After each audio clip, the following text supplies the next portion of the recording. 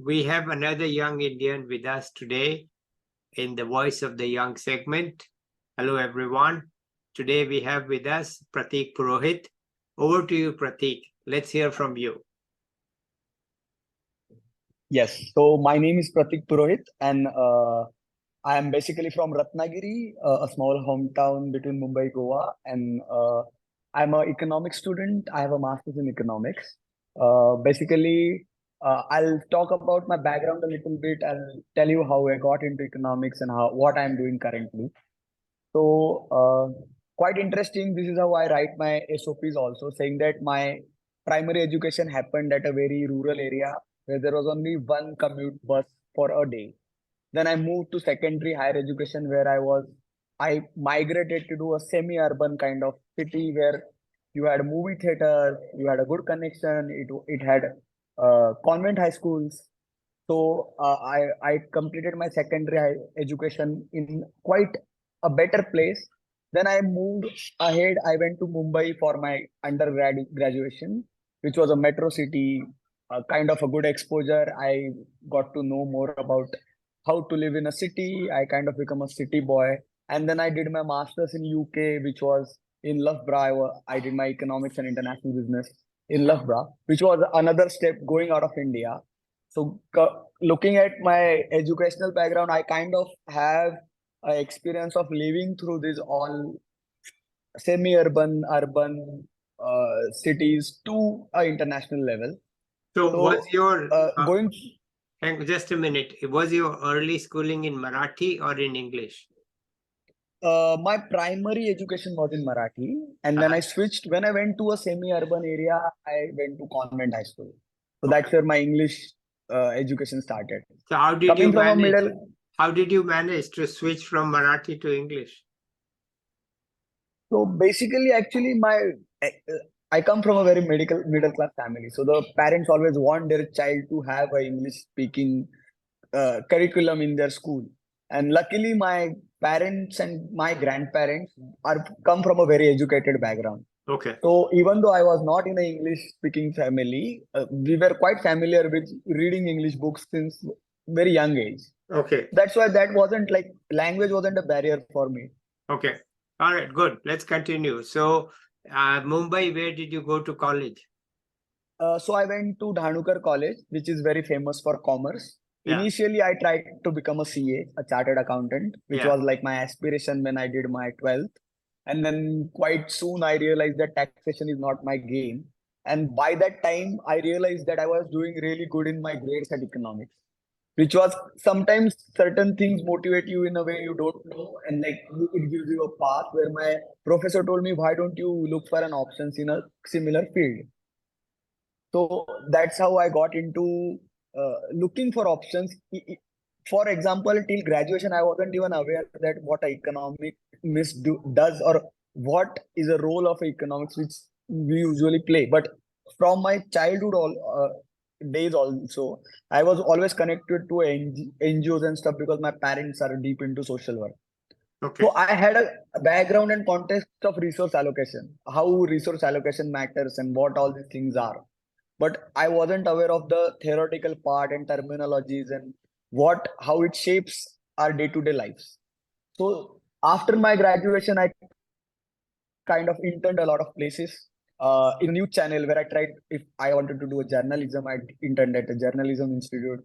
I interned at a media house looking for another options, and then stumbled upon things like where I thought, why not pursue a master's in economics? So I enrolled in master's economics, where kind of I was good at it, and then I wanted to. So end goal was like to pursue a PhD, which still is, but then that was a stepping stone to get a master's from a foreign institute, have an exposure there, come back to India and work here. Okay. So what work are you doing?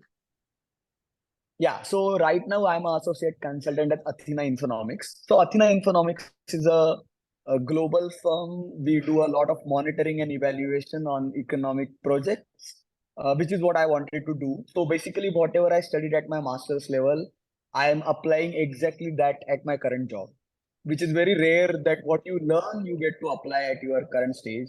Yeah. So we do a lot of monitoring and evaluation of projects around India, Africa, mostly Asia and suburban countries. Okay. So why Ratnagiri? How come you chose Ratnagiri? Actually, interestingly, Corona gave us an option to work from anywhere. So Yes. most of my colleagues are placed all over the world. Some are Yes. in Africa, some are in US. But then I choose to stay in Ratnagiri because it's more convenient for me. You always get a chance to be at your home, which is a good thing. Another thing is so right now I'm in a phase of applying for my PhD positions. So I want to find a topic which is very near to what I have been brought up to, which I can actually use as a thesis project.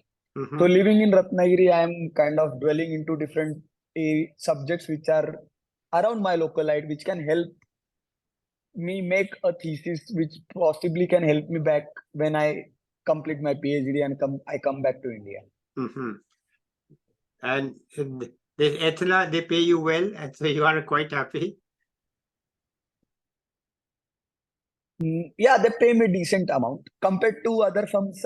I'm getting paid good because it's a consultancy firm. Actually, I Yeah. tried being a RA for a year. I was a research associate for two different professors before becoming an associate consultant.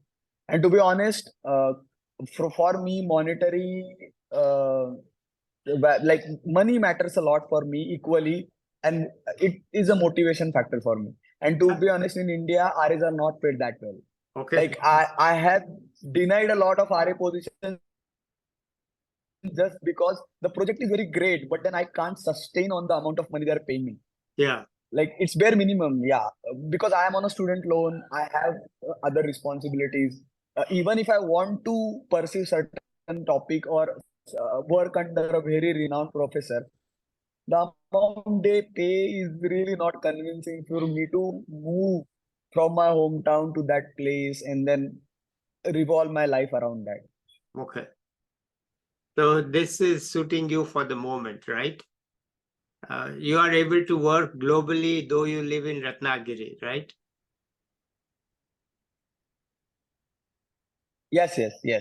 That's quite interesting. Like most of my projects were in Africa, and which was very unique for me, saying that I was sitting in my hometown, and then my colleagues are in Africa and in Germany, and I'm interviewing a lot of people. I do a lot of FGDs and IDIs online during Corona, and most of these people were in these areas which if it wasn't Corona, it would haven't happened. No one would have thought that we could work remotely and reach to people who are way far from our Yeah. place. Yeah. Yeah. So that was a benefit of Corona to you.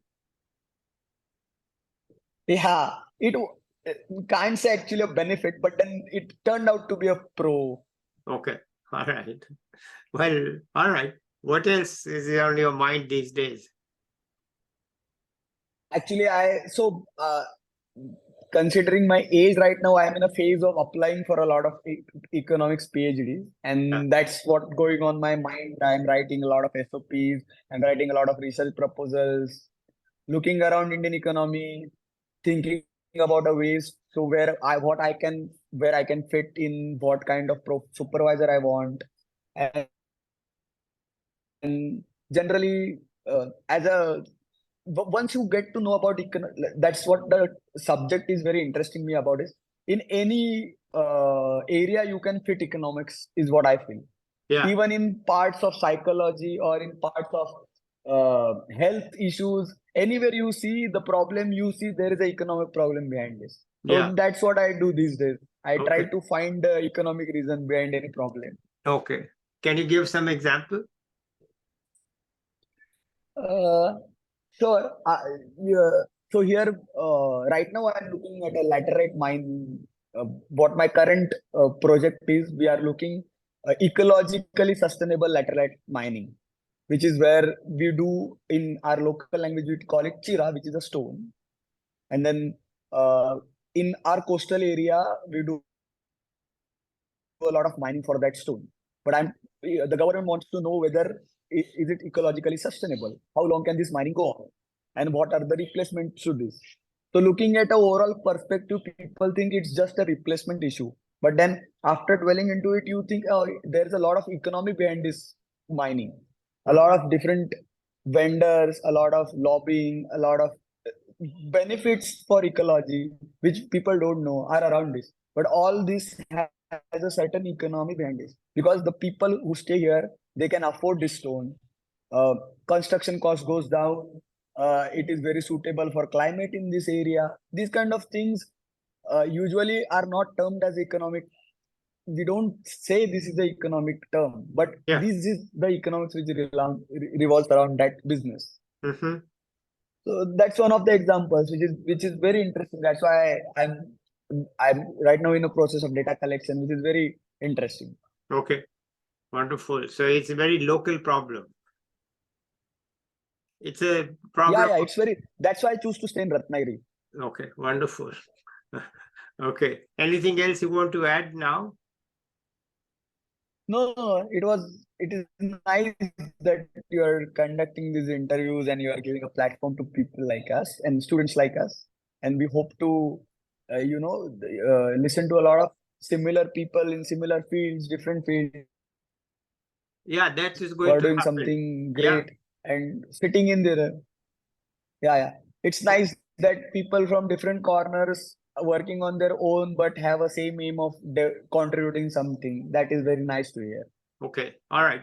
When maybe once you have made up your mind and you've got admission into a PhD program, let me know and we'll have you back and then we can hear from you what you are thinking at that time.